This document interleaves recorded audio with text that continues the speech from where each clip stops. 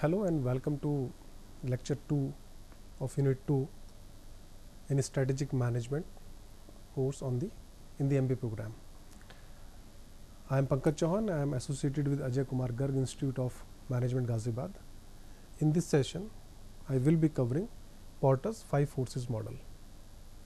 Porter 5 forces model is used for the industry analysis and it is a part of environmental scanning. So we can see Porter's 5 forces model as a methodological tool to analyze industry.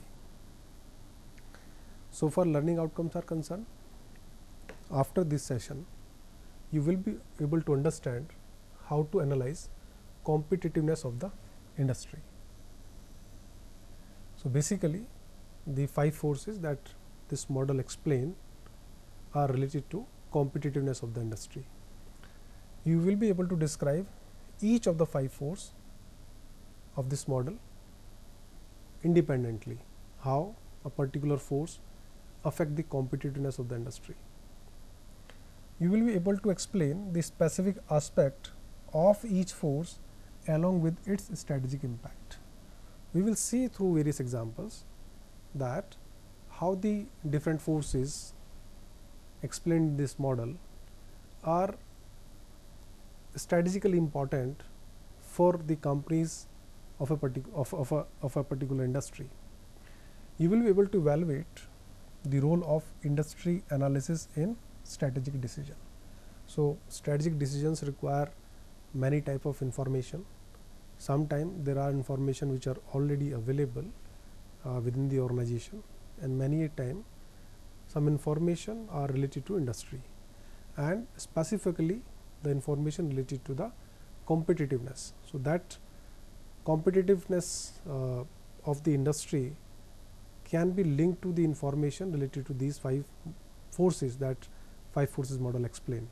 So you will be able to understand the role of industry analysis, and finally you will be able to know those 5 important questions that one must answer if somebody wants to use Michael Porter's 5 forces model. So before we proceed to this model, let us define these 3 very important terms: the industry, sector and market segment. Industry is a group of companies offering products or services that are close substitute for each other and that satisfy the same basic consumer need, whereas sector is a group of closely related industries. So let us try to figure out industry is basically is a group of these certain companies, and what is common in these companies?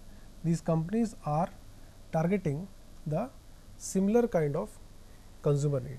They are targeting same business customer need and therefore they are competitive to each other. So this is industry. It is a group of companies which are dealing in the close substitute products and targeting the same customer need. Now what is sector? Sector is a group of closely related industries, which means that if I consider this circle as industry 1 and there is another industry that is I2 wherein there are other number of companies like these, and if these two industries are closely related, which means that the product of the one industry somewhere being utilized by the other industry. This is how they could be closely related. So if I club these two industries together, what I will have is the sector. Now what is market segment? Market segment is a heterogeneous group of customers within the industry. So basically what this particular industry is dealing with has got its own unique kind of customers that may differ from the customers of this company. So basically segment refers to the heterogeneous group of customers. This group of customers is going to be different from this group of customers. So, I would say this group of customer could be segment 1 and this group of customer could be segment 2. Why? Because these two are different customer groups, and on what grounds we can say these are different? These may be different in terms of their specifications they are looking for in a particular product which the companies of this industry are manufacturing. So, these are the terms which one must know before moving to the Michael Porter's 5 forces model. Now, every industry differ from each other in these 4-5 terms. For example, the customer need, want and demand for a particular industry will be different from the others one. Similarly, the growth potential which is existing in industry 1 may not be equal in industry 2. So, growth potential can be different. Similarly, the nature of challenges the companies in industry 1 are facing may not be equally same or equally strengthful as the challenges that companies of industry 2 may face. In the previous session, the session 1 of unit 2, I discussed the example of ITC. This belonged to an industry called tobacco. So, this company, because it is a part of such a industry which by default is such an industry whose products are not being promoted or supported by the government, and there are a lot of other non-government organizations that are opposing the awareness campaign of the cigarette and the tobacco products. So, some peculiar kind of unique kind of challenges the companies working in tobacco industry are facing, and these set of challenges may not be similar to the challenges of, for example, FMCG industry. So, different industries have different challenges. And lastly, the sales figure. Obviously, the demand in a particular industry may not be equally similar, and therefore, we say that demand or the sales figures or the size of the industry differ from each other.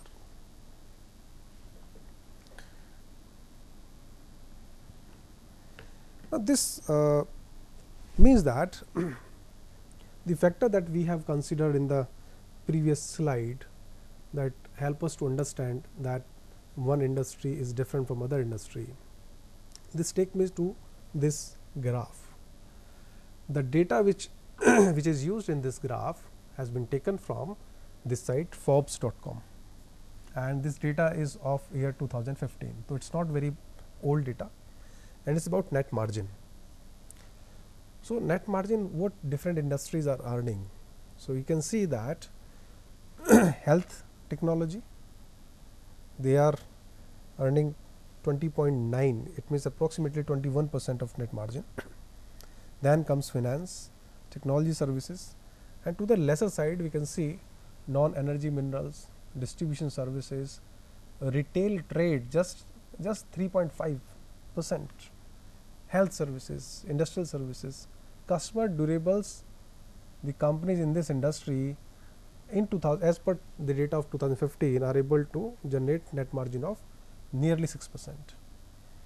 And look at the companies into the manufacturing, producers in manufacturing, approximately 8.5%. So, this forced me to think about this question, that why some industries are more profitable than others. Why is it so that the companies towards the bottom of this graph are earning more net margin as compared to the companies listed above? What is important, what is unique therein? So, obviously, we can say that by nature these are different from each other based on what we have discussed in the previous slide, like the challenges they are facing, like the growth potential they are having, and the need they are targeting, etc., etc. But systematically, is there a way to analyze why some industries are more profitable, hence are more attractive, right? Is there any way to understand this? So, Michael Force's model is one of such methodological tool. So, this is the Porter's 5 forces model. This include the 5 forces. It was developed by Michael Porter, and he explained the details of this model with respect to certain industries. In his original research work, he analyzed airline industries and soft drink industry. This model can be used to analyze the overall attractiveness of different industries in same or different point of times, or the same industry in different or same point of time. So, important aspect that we can make out over here is over a period of time there are a lot of things that get changed in the industry. So, if I take two time framework T1 and T2, and I am considering a particular industry I1, and on this I am taking the overall attractiveness, or I would say the competitiveness, right. So, at T1 point of time, this industry was this much, if this is the 0, this much attractive or competitive. What happen in next 10 or 15 years time to this, if I want to understand this one, is it on the same level? Has the competitiveness increased or the attractiveness increased, or it has gone down? So, what are the levels of the attractiveness or the competitiveness of this industry that can be evaluated using this model? Similarly, if I want to compare two, so I can pick two over here. I can take the another industry I1, I2, which are more or less which I want to study, and they may be having different competitive scores or attractive score. If not, then I can plot the same over here if they are on the same competitive score, and then again I can evaluate. So, this is a very important model, and because of its simplicity it is widely used. There are few important points regarding Porter's 5 forces model that I want you to understand as a student of strategy. Number 1, all forces that been mentioned in this model act together, and just look at the direction, which is very important. Rivalry is at the center. Rivalry is at the center of this model, and this rivalry is a function of all these 5 forces,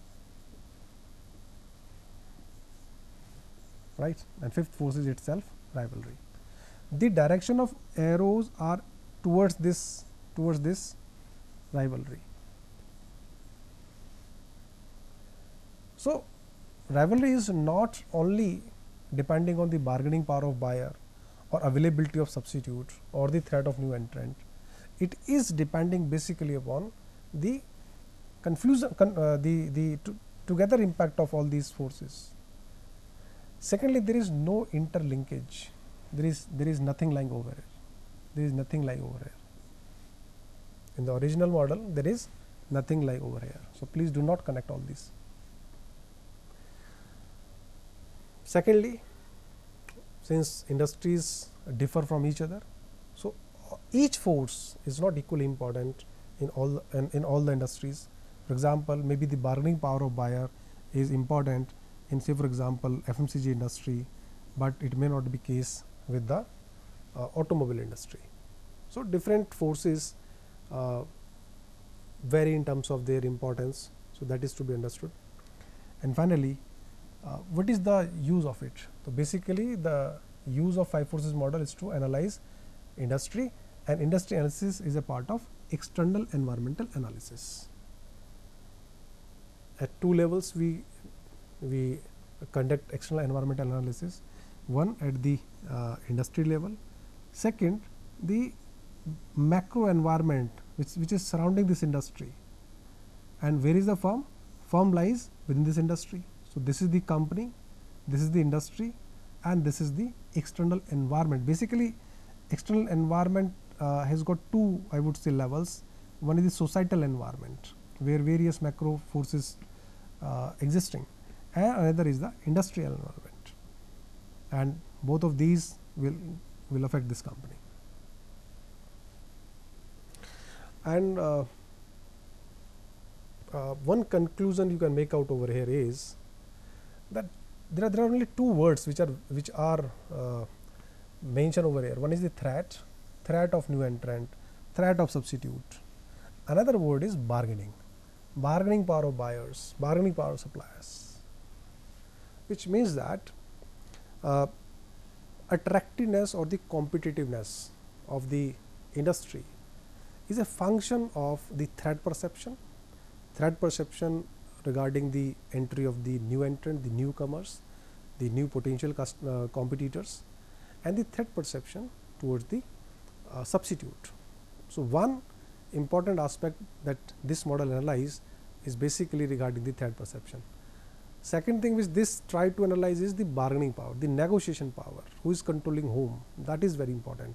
So, if I want to shrink this little more, I would say that these two terms are very important in case of if I want to analyze industry. One is the threat perception, another is the analysis of negotiating power or the bargaining power. Now, we will pick up each force one by one.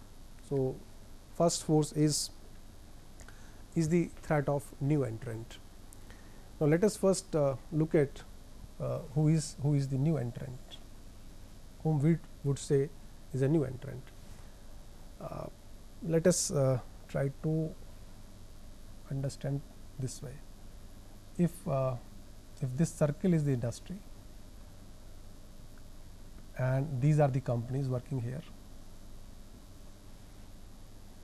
so any newcomer, the first time startup that possibly going to join it could be new entrant. So, who are the new entrant?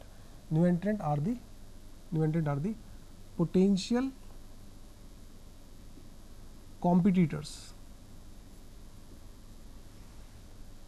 These are not currently competing with us, but they have all required capabilities that if they choose to do so, they can compete with us. So, any such organization would be my potential competitor that I here referring to as new entrant. So, any new startup can be considered as the new entrant. Likewise, another interesting aspect is this is about industry I1. There is another industry, that is I2, and there are certain firms, and because of XYZ reason, this particular firm decide to diversify unrelatedly and target this industry. So, herein this firm would be the new entrant in this industry. So, from where we can have the new entrant? We can have the new entrant from the other industries, we can have the new entrant as the startups or the individuals. So, this is regarding the what we consider as new entrant.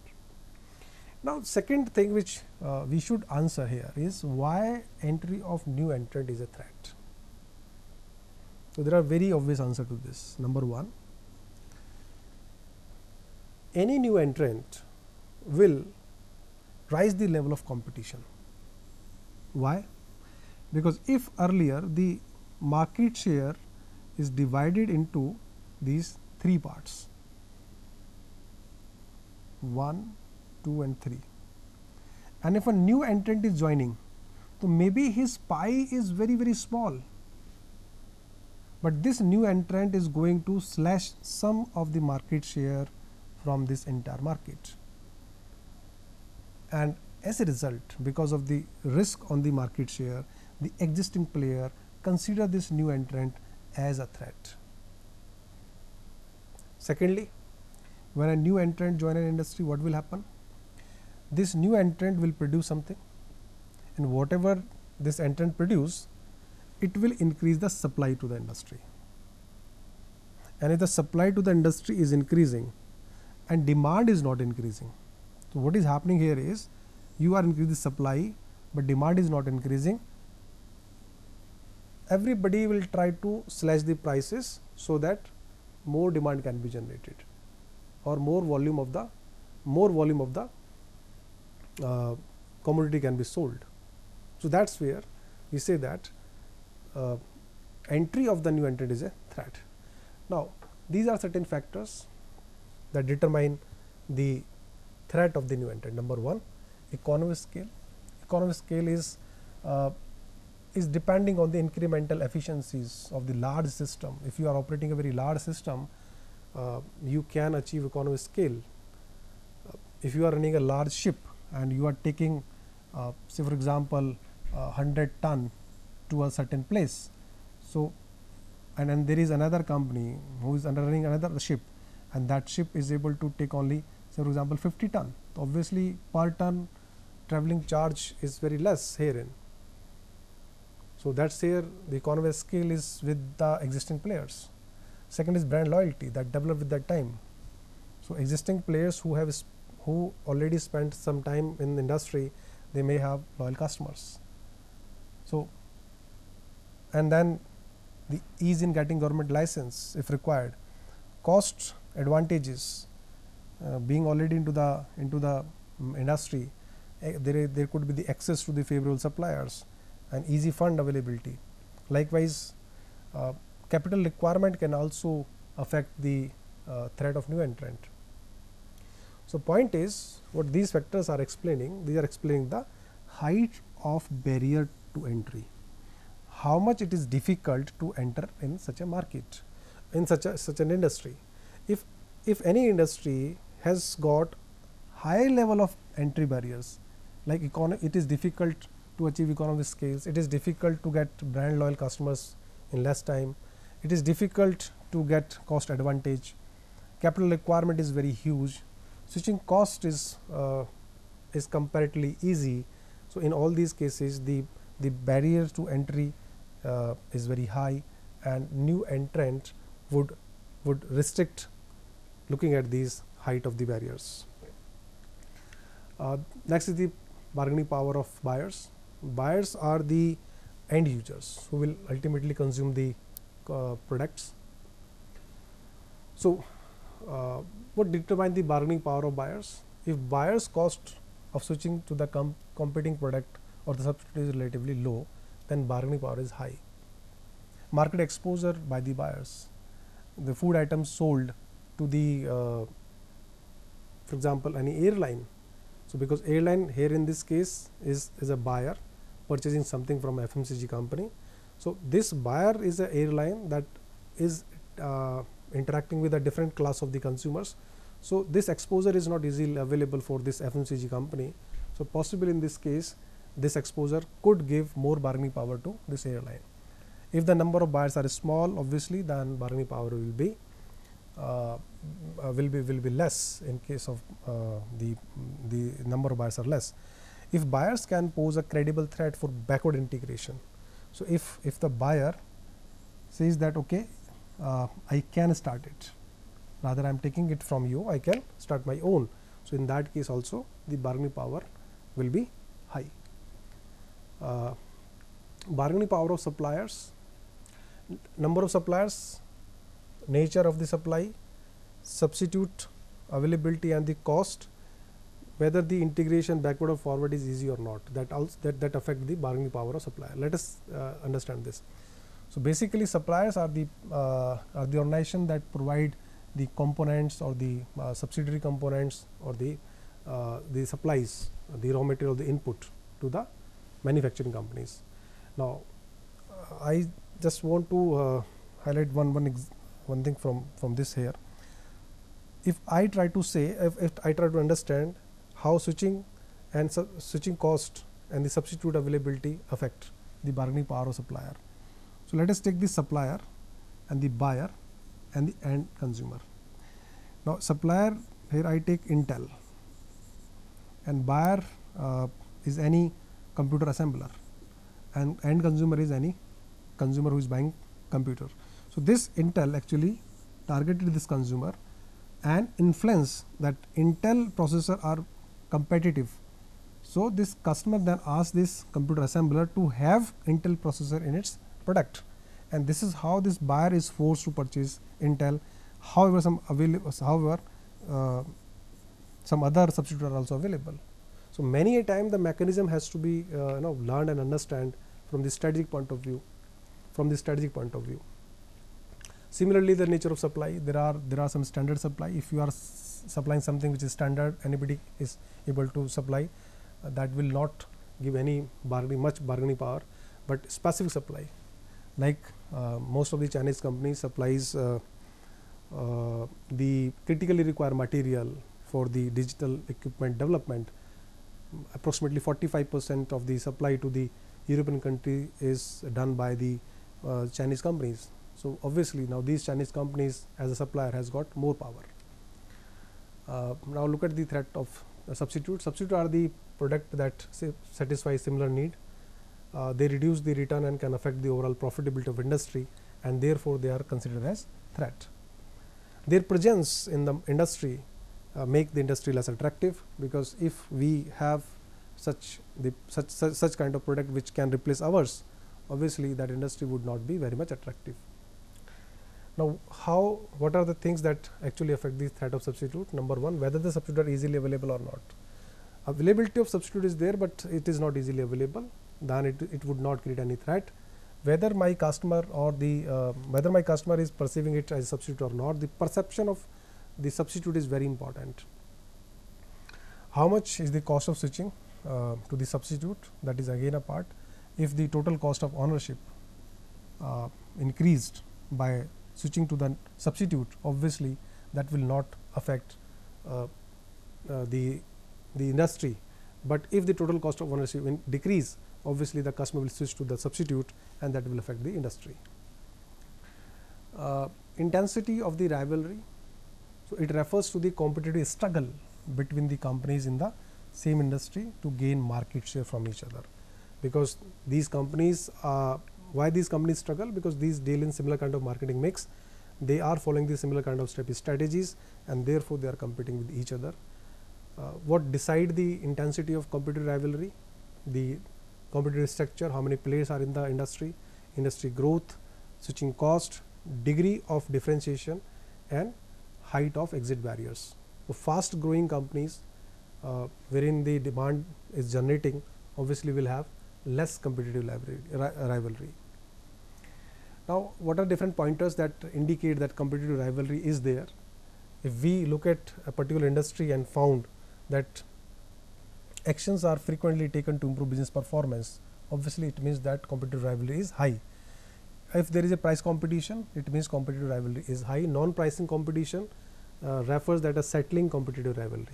Rapid introduction of next generation product, it means that we are challenging the competitors to give up the market, and wherein if we are rapidly or frequently taking or bringing new product to the market, it means that we are hyper competitive and try to grab or hold our market share for a long.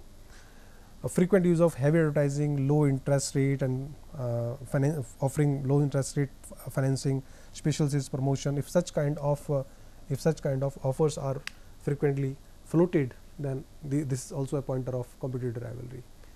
Last, what are the different 5 questions that one should ask? How easy is it for new company to enter and set up business? How much negotiating power do the buyers have? How much powerful are the suppliers? What are the chances that existing customer may switch to substitute product if available? What is the degree of rivalry among the prevailing companies? These are the 5 questions that must be answered, and to answer these questions, the forces that we discuss should be evaluated, right? For example, how much it is easy for a new company to enter and set up a business. So we should look for the entry barriers.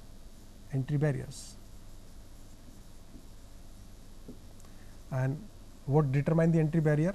Economy of scale, the availability of substitute, the setup cost, the cost advantage.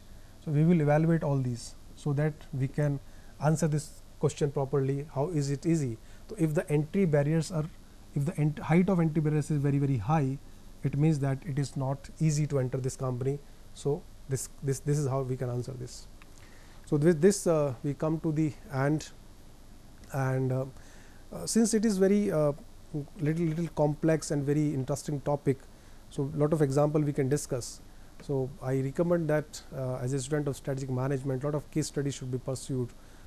There are the studies regarding Intel and AMD. There are the case studies regarding how a company called COT came into the business of soft drink industry and compete with Coca-Cola. So there are a lot of other case studies which are very interesting. I always refer and I always insist my student to pursue. So thank you. We'll meet in the next session and discuss the PESTEL analysis.